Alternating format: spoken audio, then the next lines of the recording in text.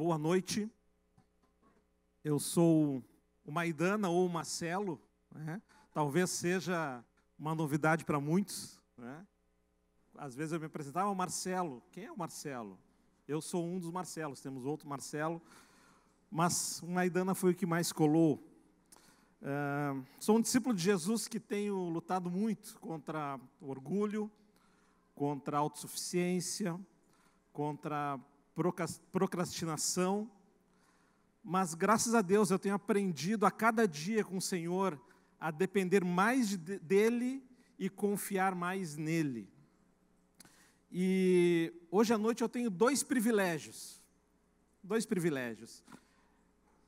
primeiro deles é poder ministrar a palavra pela primeira vez aqui na Monte Serra neste domingo, que é o dia que a Suelen e o Tércio estão lançando o DVD. E eu vou contar uma pequena história para vocês de bastidor. Provavelmente muitos não saibam, mas não sei nem se o Tércio e a Martinha lembram disso que eu vou contar. Lembra? Há 7 anos atrás, quando o Tércio e a Suelen começaram um processo de transição aqui para Monte Serra, eles começaram a frequentar uma célula que eu e a Cleusa liderávamos lá em Cachoeirinha, lá na casa do Marcelo e da Fábio. E eles se aproximaram e começaram a frequentar a célula, e participando, louvando, cantando, o Tércio tocando, e eu ouvi a Suelen cantando na célula e eu dizia, opa, isso é divino, isso é de Deus. E aí eu convidei a Suelen, pedi que ela cantasse uma música na célula, uma música muito bonita. A tua palavra escondi, guardada no meu coração. E eu pedi para a Suelen cantar essa música naquele dia. E, justamente naquele dia, o Tércio e a Martinha estavam fazendo supervisão na célula. Estavam lá conosco. E o Tércio ouviu a Suelen cantando e se empolgou e disse, não, preciso que vocês cantem essa música numa celebração. Ele encaixou a música na mensagem dele, lá nem tinha muito a ver, mas era Deus, né, movendo. 30 de setembro de 2012, hoje o Tércio me lembrou essa data, 30 de setembro de 2012, foi quando eles cantaram essa música aqui, lá na Silva Jardim,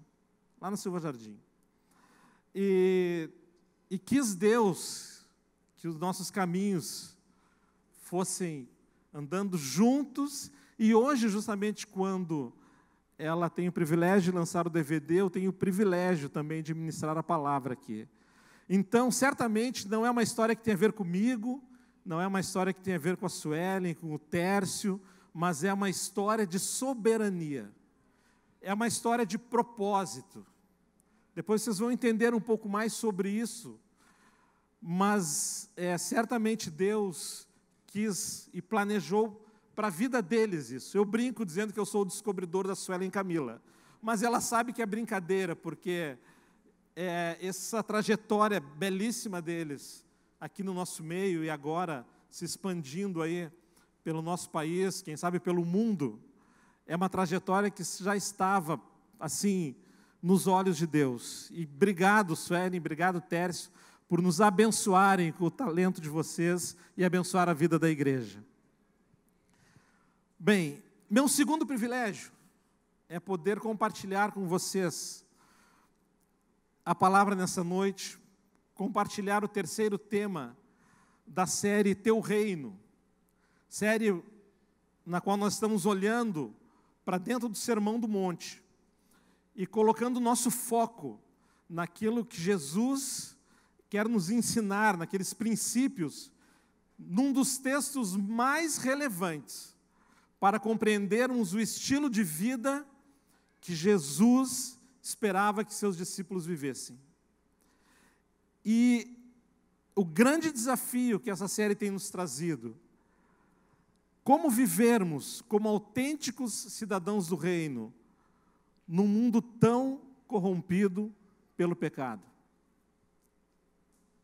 Por isso que a gente está olhando para dentro do Sermão do Monte e estamos ressaltando princípios que nos identificam como cidadãos de um reino, o reino de Deus.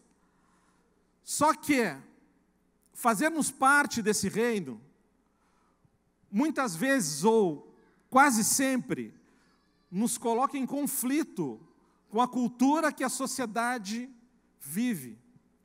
Muitos autores chamam de contracultura cristã, que é o conflito que existe entre princípios e valores que nós, como discípulos de Jesus, vivemos e os princípios e valores que a maioria da sociedade vive.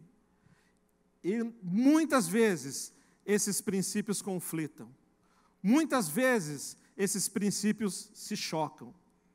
E o tema que nós vamos meditar hoje é um tema que nos confronta bastante, que me confronta bastante. Hoje nós vamos falar sobre obediência. Vamos falar sobre obediência. Eu me lembro de ter tido muitos desafios nessa área. Me lembro há 9 anos atrás, um deles foi quando Deus nos moveu da denominação onde nós congregávamos e nos trouxe para Montserrat. Deus já havia sinalizado de várias formas que nós deveríamos nos mover, que o nosso tempo, aonde nós estávamos, havia terminado, que Ele queria que nosso ciclo iniciasse em outro lugar. Mas era muito difícil para mim, porque havia uma história, haviam amigos, havia família, havia muita coisa envolvida. Havia o meu orgulho pessoal, havia a minha autossuficiência, de achar que eu poderia controlar as coisas. E aí, nesse processo, procrastinando, a parte mais delicada é que Deus não havia dito para onde nós deveríamos ir. Ele fez mais ou menos como Abraão: sai da tua terra, sai da tua parentela e vai para a terra que eu te mostrarei. Só que para quem me conhece, sabe que isso é extremamente difícil. Eu gosto de olhar exatamente onde eu estou pisando, de calcular aquilo que vai acontecer. É um traço da minha personalidade e tenho batalhado bastante contra isso. Mas Deus não havia dito para onde nós deveríamos ir. E nós começamos a nos mover, e Deus nos levou num lugar, nos levou noutro, até que nós chegamos na Montserrat. Já conhecíamos a igreja, meu cunhado tinha congregado lá há algum tempo. E quando chegamos a Montserrat, eu lembro exatamente da primeira vez que nós estivemos numa celebração. Terminou o louvor, aquele momento belíssimo, imaginei que seria o momento da palavra. Aí levanta um homem assim na direita e começa a caminhar em direção à plataforma. E aí, lembrem, eu estou aqui com o meu coração orgulhoso, resistente, meu coração religioso, eu estou ali observando, vendo o que está acontecendo. E aí levanta. E eu olho assim, aí levanta um baixinho, careca, barbão, calça rasgada, um correntão pendurado, e começa a ir em direção à plataforma. Aí eu olho assim, o que será que vai acontecer? Ele vai dar um recado, vai dizer que o estacionamento está lotado. Deve ser isso. É isso que vai acontecer. E aí, ele começa a ministrar. Quem conhece sabe que eu estou falando do Shane. E quem já ouviu o Shane ministrar sabe que ele é um grande mestre na palavra. E eu fui impactado por aquilo que ele falou.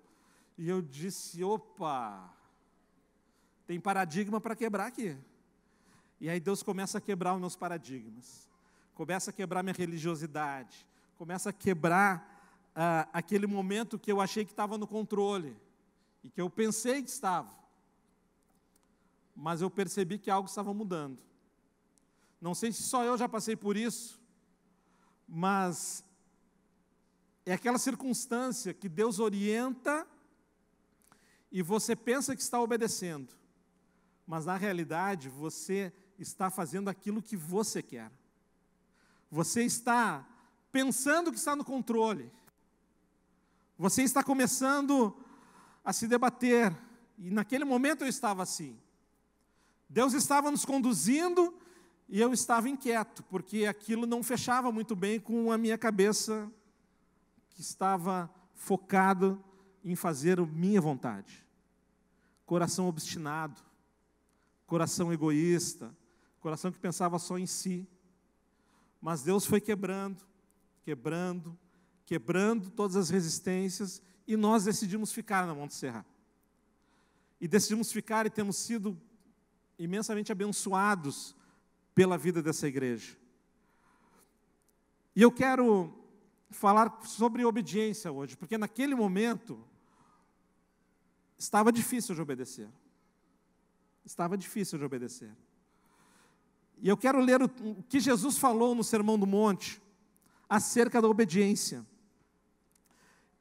Nós estamos, só um parênteses, nós estamos olhando o Sermão do Monte na perspectiva de Mateus.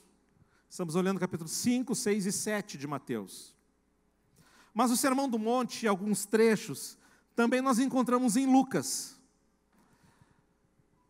E enquanto eu estava lendo esse texto, o Espírito me conduziu para o texto de Lucas, para a ênfase que Lucas deu a esse sermão, para a ênfase que ele deu a esse texto. O texto de Lucas está no capítulo 6, 46 a 49. O paralelo lá em Mateus está em Mateus 7, 24 a 27. Lucas, capítulo 6, 46 a 49. Por que vocês me chamam Senhor, Senhor, e não fazem o que eu digo? Eu mostrarei com quem se compara aquele que vem a mim, ouve as minhas palavras e as pratica. É como um homem que, ao construir uma casa, cavou o fundo e colocou os alicerces na rocha. Quando veio a inundação, a torrente deu contra aquela casa, mas não a conseguiu abalar, porque estava bem construída. Mas aquele que ouve as minhas palavras e não as pratica, é como um homem que construiu uma casa sobre o chão, sem alicerces. No momento em que a torrente deu contra aquela casa, ela caiu, e a sua destruição foi completa. Quem acompanhou a série dos 40 dias de amor, deve lembrar que o pastor André, ele ministrou uma mensagem exatamente nesse texto.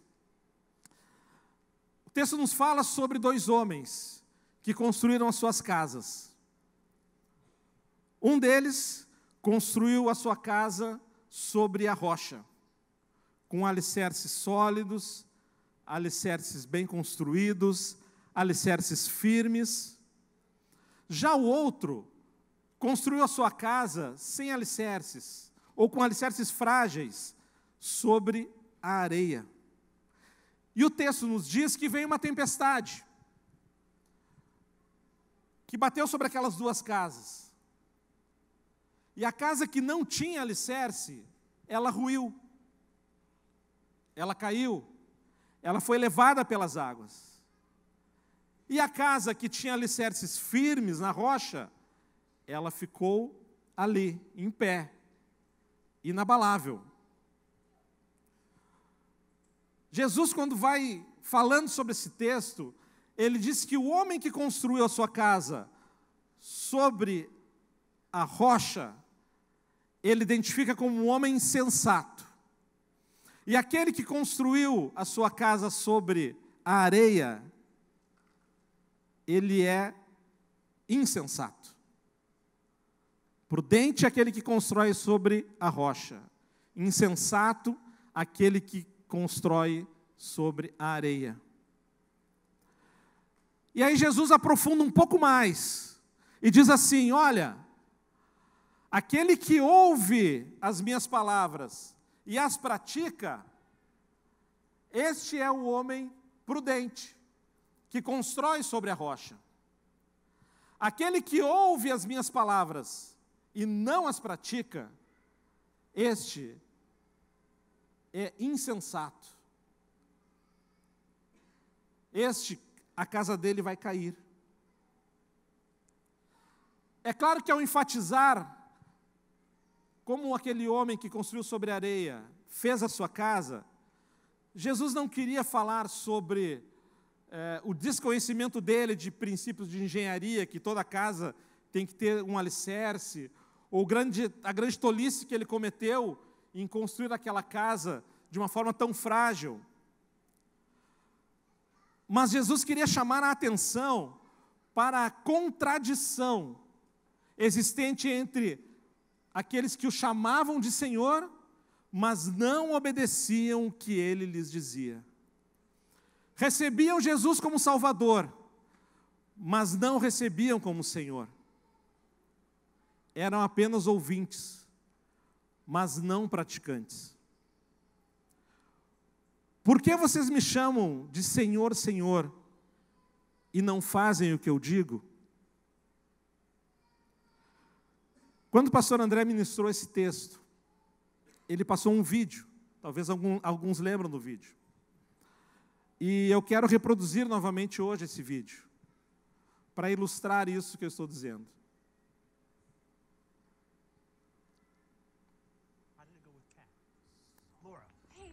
So how did it go with Kat? Did you talk to her? Oh, well, Lord, not exactly. Well, did you forgive her? Well, Lord, I was just thinking, why should I forgive her? Because I asked you to. Well, yeah, I know you did, Lord, but why? Well, you shouldn't have to know why, just that I asked you to do it. Well, that doesn't make any sense, Lord. You don't understand the situation. Kathleen has an attitude problem. Laura, you believe that I know what is best for you and for Kat?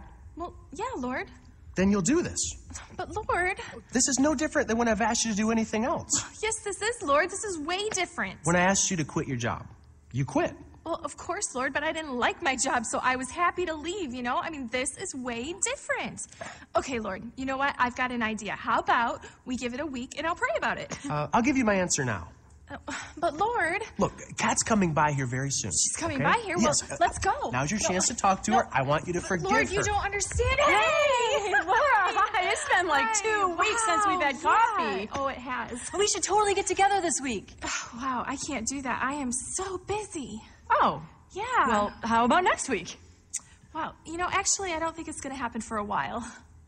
Oh, well, is everything okay? Oh, yeah, everything's great. Uh-huh. All right. I guess I'll just, see you later then. Bye. Lord, did you hear that attitude? I thought you were going to forgive her. I thought you said we could wait a week, Lord. No, you said that. Okay, Lord, you're being unreasonable, okay? Why don't you just go talk to Kathleen and have her come to me and ask for my forgiveness? Laura, you need to obey. I want you to forgive Kat. But, Lord... Why do you keep calling me Lord? You won't even do what I ask.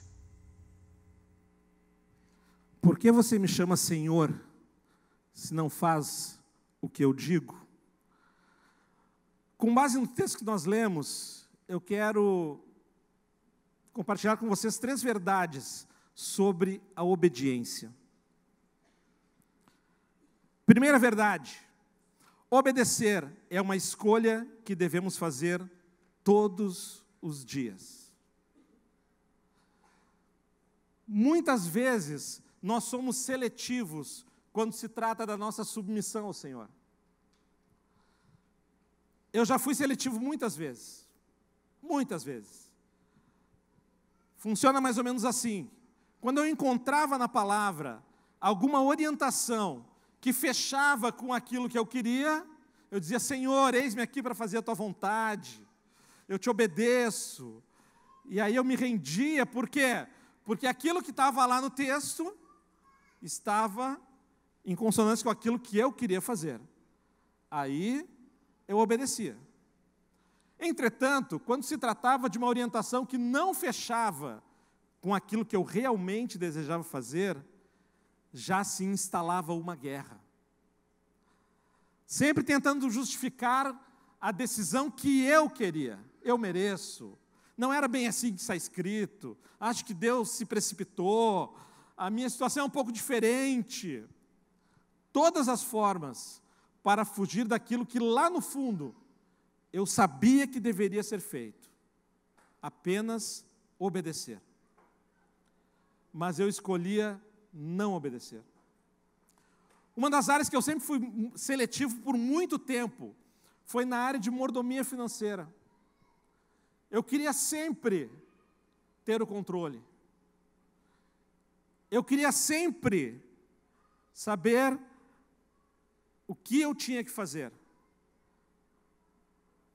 E eu achava que sabia. Eu achava que tinha o controle. E dando cabeçada uma atrás da outra, uma atrás da outra.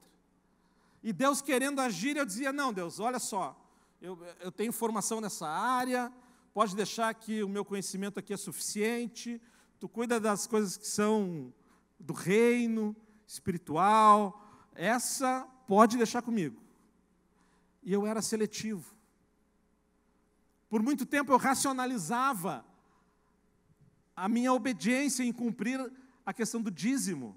Eu chegava no final do mês, fazia mais e menos, olhava, não vai fechar. Vou ter que abrir mão de algo. O que eu não posso abrir mão? Água, luz, telefone, comida. Dízimo. Não, dízimo a gente pode dar uma negociada.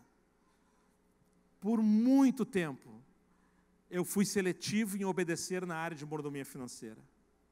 E aí eu comecei a entender e aprender o princípio básico da mordomia, que tudo é dele. Tudo é do Senhor. E quando eu comecei a entender, e estou ainda aprendendo, cada vez com mais clareza esse princípio, Deus começou a olhar para as nossas vidas, olhar para a vida da nossa família, e começou a dizer, olha, eu vou te ajudar. Eu vou te ajudar a controlar isso. Te ajudar a entregar isso. E aí inicia um processo muito lindo nessa área, que Deus vai dia após dia, aperfeiçoando, ampliando, melhorando, às vezes um passinho atrás, 2 para frente, mas como eu disse, aprendendo a cada dia a depender e confiar em Deus. Quantas vezes Deus já nos falou para perdoarmos alguém, para fazermos uma visita num hospital, para servirmos alguém necessitado, para servirmos no ministério, para amarmos alguém, e nós escolhemos não obedecer. E ainda pensamos, mas Deus não me falou diretamente sobre isso. Deus não apareceu na minha frente e disse, olha, faz isso. Queridos, nós não precisamos de coluna de fogo, nós não precisamos de coluna de nuvem, nós não precisamos de vento, de sarça ardente, nós não precisamos que Deus use essas formas para obedecer. Nós precisamos observar a palavra. Se Deus quiser utilizar, Ele vai utilizar. Se Deus quiser fazer algo sobrenatural na tua vida, para se revelar para ti, Ele fará. Mas se isso não acontecer, isso não é desculpa para nós não obedecermos. Porque nós temos a palavra. Basta nós olharmos para o Sermão do Monte, e ali ele falou sobre ajuda aos necessitados, falou sobre amor aos inimigos, falou sobre sermos pacificadores, falou sobre entrar pela porta estreita. São muitas instruções para serem seguidas. Como o Tércio falou no último domingo, toda a vontade de Deus já foi revelada nas Escrituras. Toda a vontade de Deus já foi revelada nas Escrituras. Uma das frases que o André usou na mensagem dele, que eu citei, diz assim: a nossa obediência é fruto da nossa falta de compromisso diário com Jesus como Senhor de nossas vidas.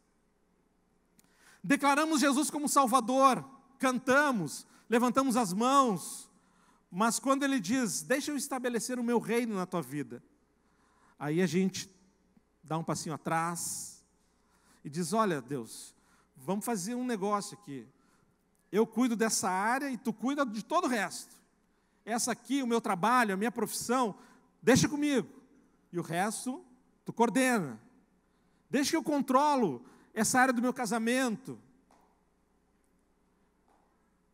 Não nos submetemos inteiramente ao Senhor.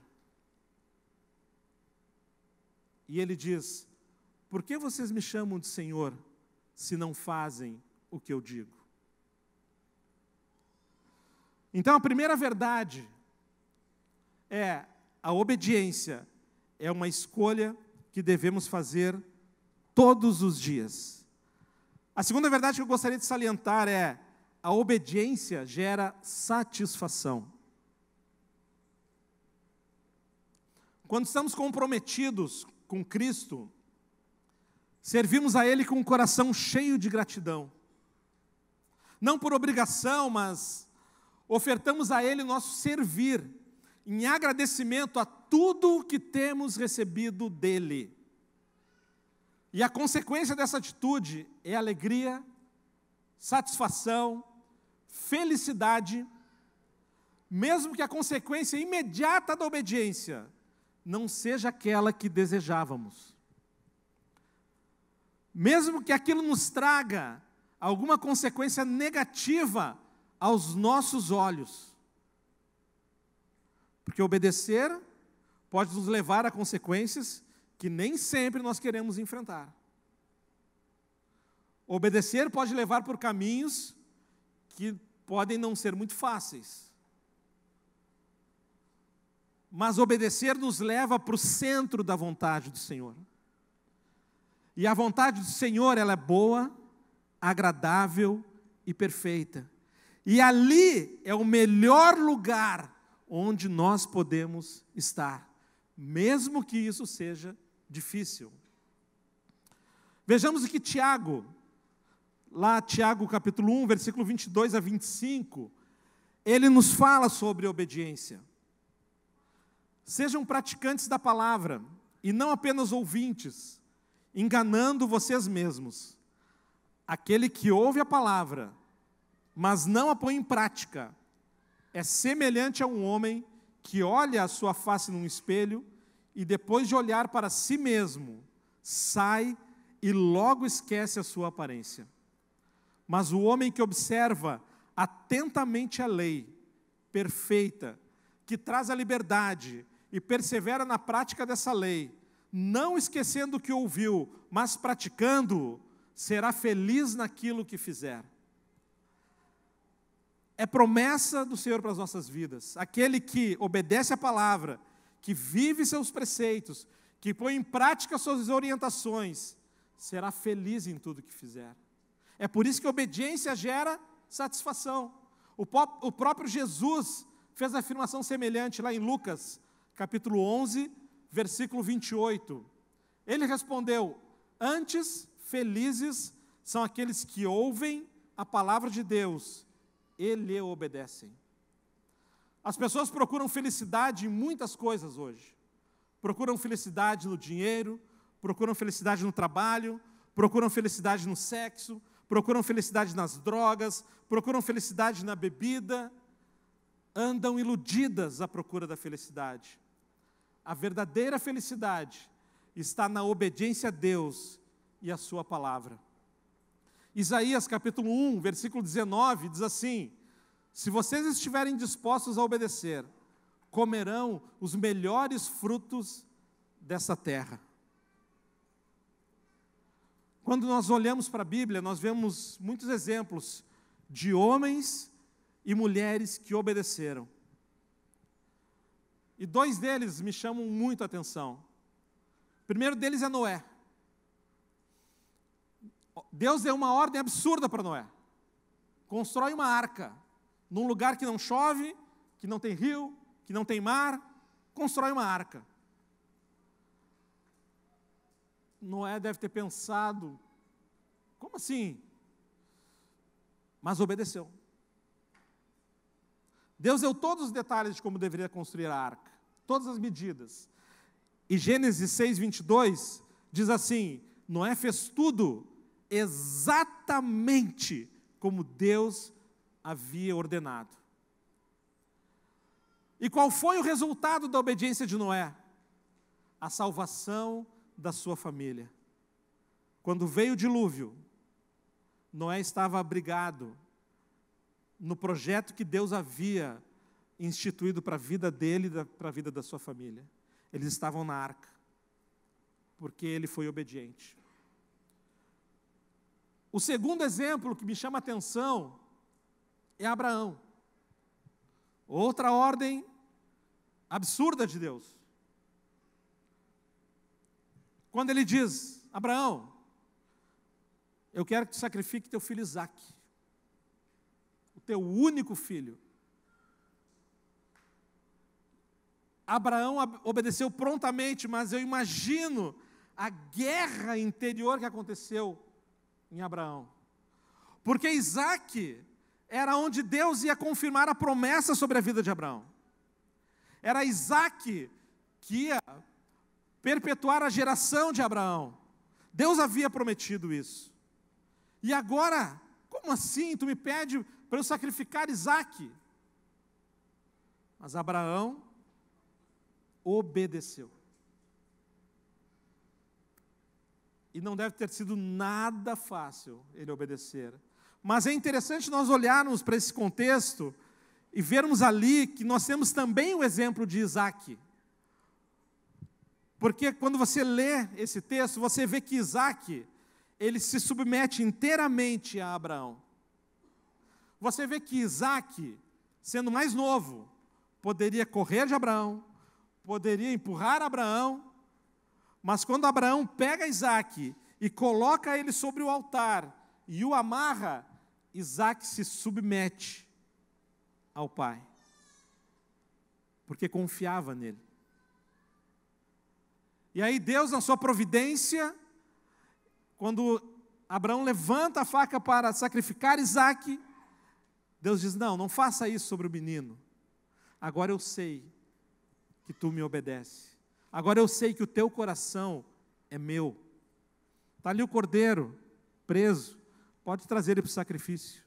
E o texto nos diz assim, lá em Gênesis 22:15-18, pela segunda vez, o anjo do Senhor chamou do céu a Abraão e disse: juro por mim mesmo, declara o Senhor, que por ter feito o que fez, não me negando seu filho, o seu único filho, esteja certo de que o abençoarei e farei seus descendentes tão numerosos como as estrelas do céu e como a areia das praias do mar. Sua descendência conquistará as cidades dos que lhe forem inimigos, e por meio dela todos os povos da terra serão abençoados, porque você me obedeceu. Obediência gerando fruto, satisfação, alegria. Agora, por outro lado, a desobediência, ela também pode cobrar caro. E a Bíblia nos fala sobre Saul. A Bíblia nos fala sobre Saul. Lá em 1 Samuel, capítulo 15. Saul ouviu uma das repreensões mais duras que um homem poderia ouvir por ter desobedecido. O texto nos diz que Deus havia dado uma ordem para Saul, que ele deveria atacar os amalequitas e destruir tudo o que havia lá. Não deixar nada. E Saul reúne os homens, reúne seu exército, marcha contra os amalequitas e destrói quase tudo. Quase tudo. ele não obedeceu inteiramente. Ele deixou Agag vivo, o rei dos amalequitas, e deixou o melhor dos bois e das ovelhas, sobre um argumento aparentemente bom, um argumento piedoso, um argumento religioso. Ele disse: olha, esses animais a gente vai levar para o sacrifício, a gente vai levar para oferecer a Deus. Saul conseguiu espiritualizar a desobediência. Ele chega e diz: olha, nós vamos levar esses animais para sacrificar. E aí quando alguém coloca Deus na jogada, a gente fica meio sem argumento, né? Ó, Deus me falou. E aí você só pode, ok. Detalhe é que Deus não havia falado. Deus não disse para levar animais e nem deixar Agag vivo.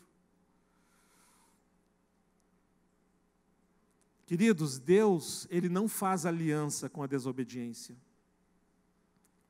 E Saul perdeu o que ele tinha de mais precioso por essa atitude.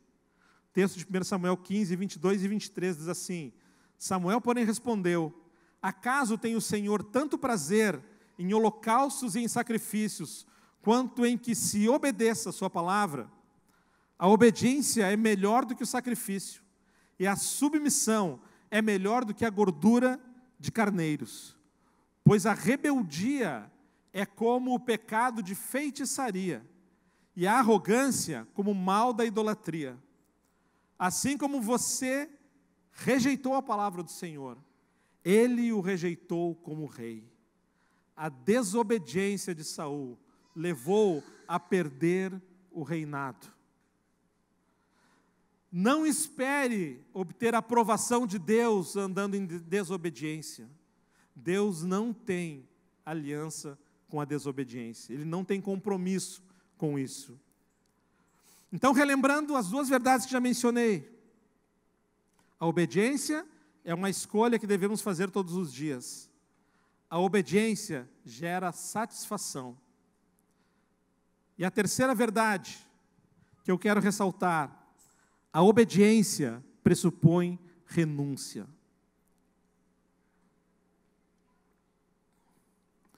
Às vezes nós pensamos que obedecer é algo muito difícil, que Deus está nos pedindo algo muito pesado, que nós não vamos conseguir suportar, não vamos conseguir realizar. Deus, isso não dá, deixa para o Júnior fazer, o Júnior é pastor, ele vai lá e faz, mas para mim está difícil. Quando isso vier à tua cabeça, eu quero pedir que você busque lá na sua Bíblia o texto de Filipenses, capítulo 2, versículo 5 até o versículo 8, que diz assim: seja a atitude de vocês a mesma de Cristo Jesus, que embora sendo Deus, não considerou que o ser igual a Deus era algo a que devia pegar-se, mas esvaziou-se a si mesmo, vindo a ser servo, tornando-se semelhante aos homens, e sendo encontrado em forma humana, humilhou-se a si mesmo, e foi obediente até a morte, e morte de cruz. Pela minha e pela tua vida, Cristo obedeceu ao Pai, entregando a sua vida e morrendo na cruz. Isso foi obediência. Mas essa não era a vontade dele. Lembram da oração que ele fez na cruz? Deus, se for possível, Pai, passa de mim esse cálice. Mas que bom que ele continua orando e diz: mas não seja feita a minha vontade, mas seja feita a tua vontade. E ele cumpre o propósito de Deus para aquele momento e morre pelas nossas vidas. Muitas vezes eu olho para a cruz e lembro que Jesus sacrificou a sua vida em obediência ao Pai.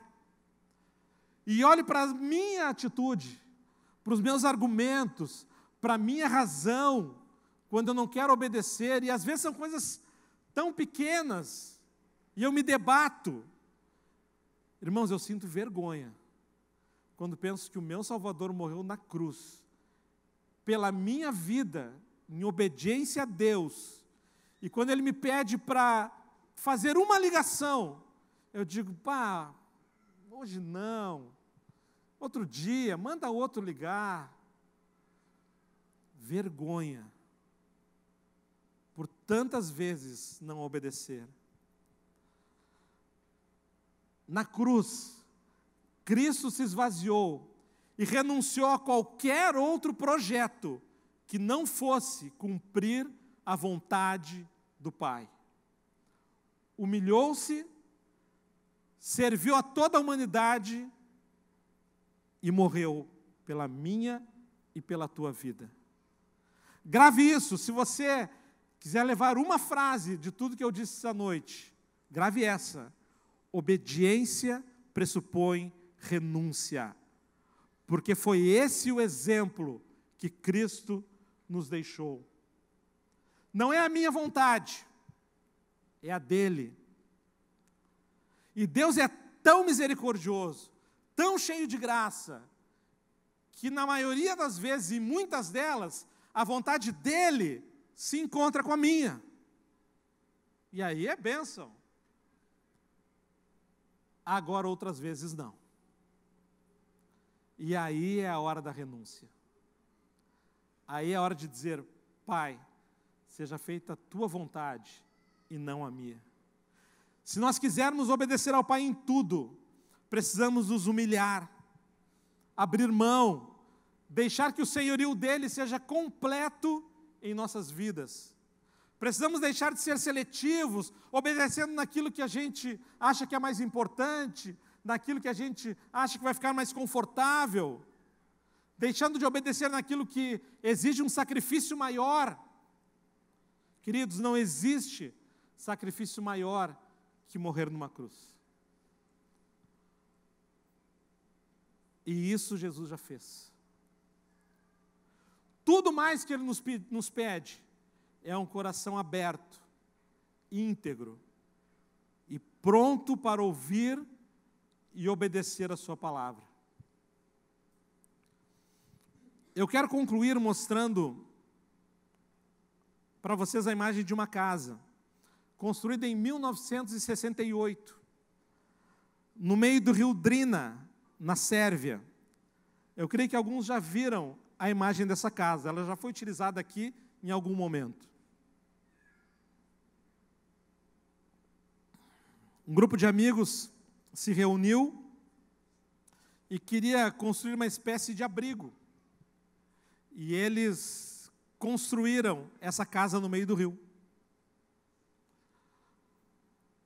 Só que chegou um período em que choveu demais na Sérvia, e vieram ventos, e veio a enchente, e o rio cresceu, o rio subiu.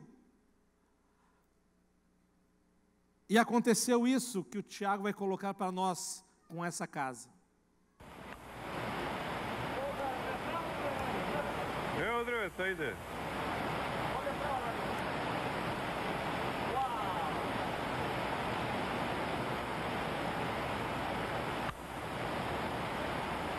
Algumas partes dela foram levadas, alguma madeira certamente foi arrastada, mas a casa, ela ficou firme, porque ela estava construída sobre a rocha.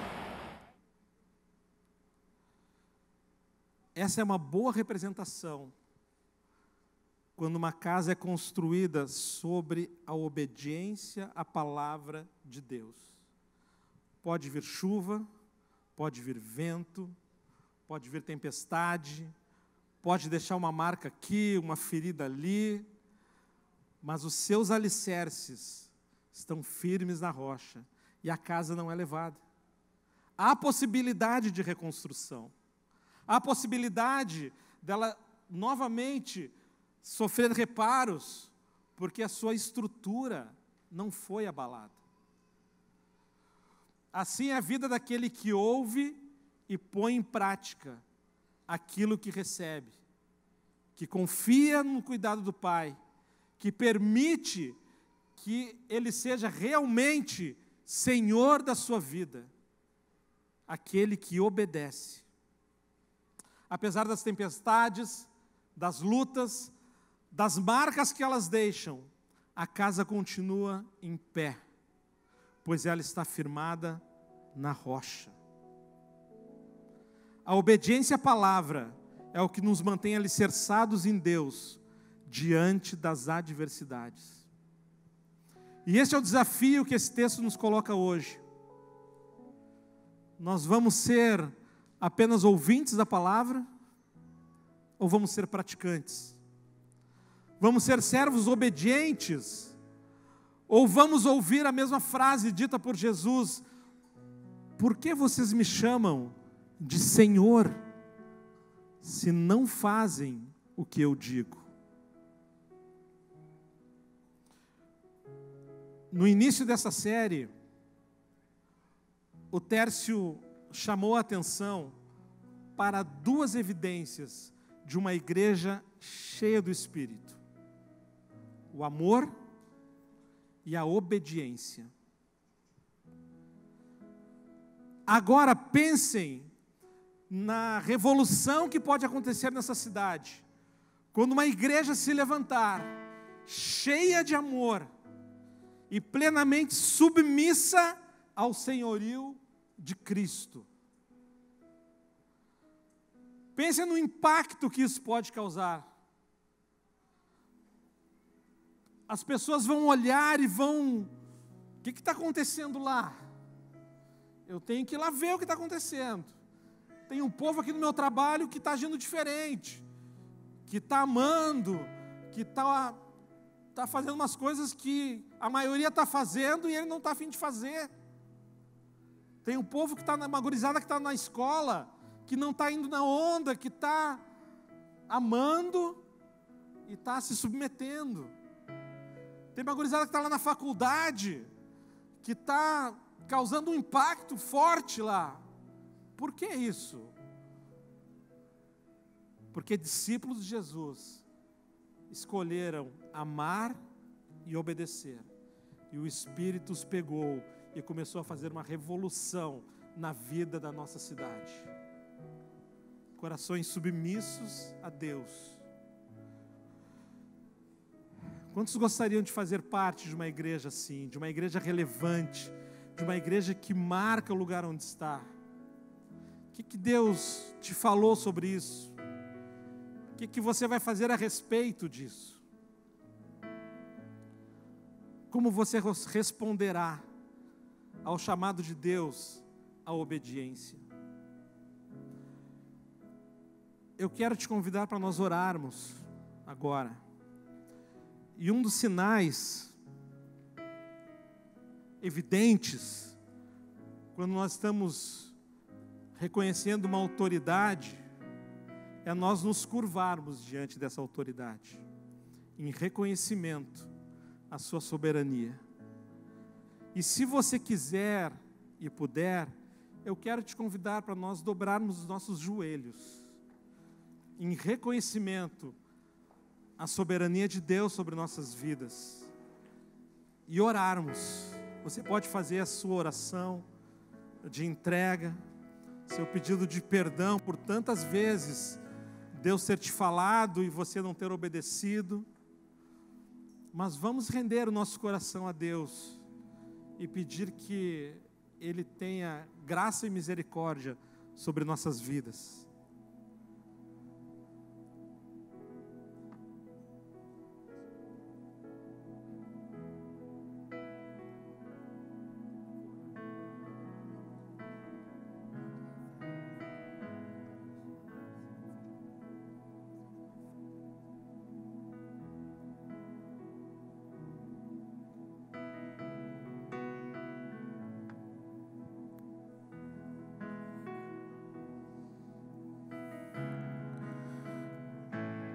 Deus, obrigado, Senhor,